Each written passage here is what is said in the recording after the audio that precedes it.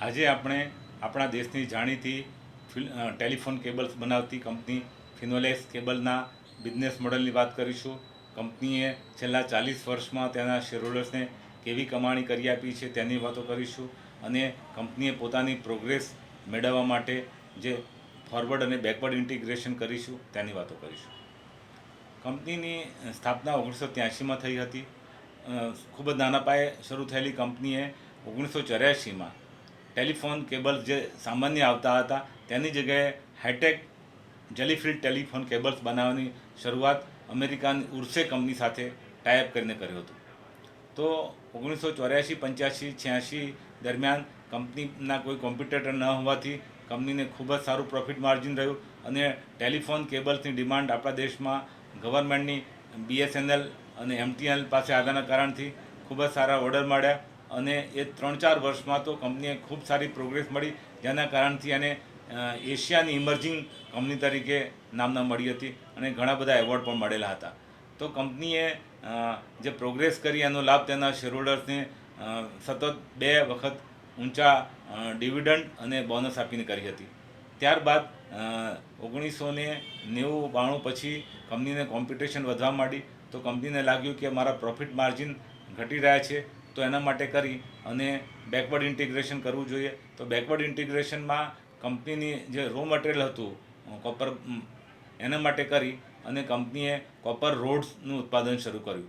Copper રોડ્સમાંથી cables બનાવવા માટે copper વપરાય, તો આ કોપર રોડના ઉત્પાદનથી કંપનીને એ થયું કે એનો રો મટીરિયલની જે ફ્લક્ચ્યુએશન્સ આવે, જે આંતરરાષ્ટ્રીય બજારોમાં કોપરની વધઘટ થાય, એ વધઘટ પર કંટ્રોલ આવવા માંડ્યો, અને કંપનીને એના જે રો મટીરિયલ છે એનો સપ્લાય કન્ટિન્યુઅસ થઈ ગયો.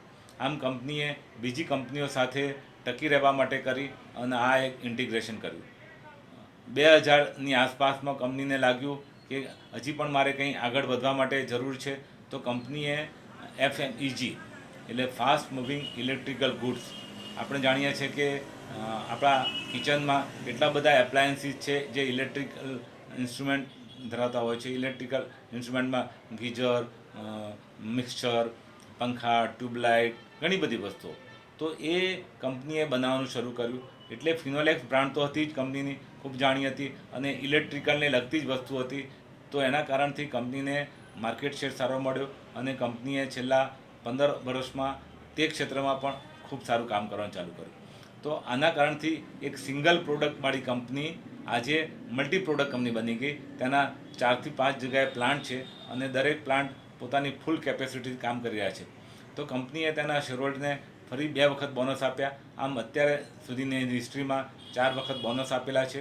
કંપનીએ તેના 10 રૂપિયાના શેરનું વિભાજન કરી 2 રૂપિયાનું કરેલું છે. હાલમાં તેના 2 રૂપિયાના શેરની કિંમત અરાઉન્ડ 1200 રૂપિયા જેવી ચાલે છે. કંપનીના માર્ચ 24ના પરિણામો જોઈએ તો 5024 કરોડની આસપાસનું વેચાણ હતું. કંપનીએ નફો અરાઉન્ડ 651 કરોડનો કરેલો, જેના કારણથી કંપનીને જે શેર મૂડી 30,59 લાખ છે, તેની સામે એનો અર્નિંગ પર શેર દીઠ કમાણી અરાઉન્ડ 42ની આવી.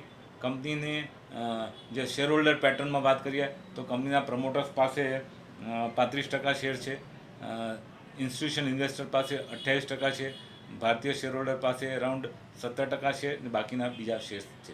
આમ કંપનીનું જે બિઝનેસ મોડેલ છે એ આ રીતનું છે કે પોતાની પ્રોગ્રેસ કરવા માટે એણે બંને બાજુના ઇન્ટિગ્રેશન કરેલા હતા, forward as well as backward. અને કંપનીના શેરહોલ્ડર્સની વાત કરીએ તો કંપનીને ઊંચા ડિવિડન્ડ મળ્યા છે. હાલની તારીખમાં કંપનીના જે માર્કેટ કેપ છે અરાઉન્ડ 18,000 કરોડનું છે, અને એના બુક વેલ્યુ છે અરાઉન્ડ 323ની.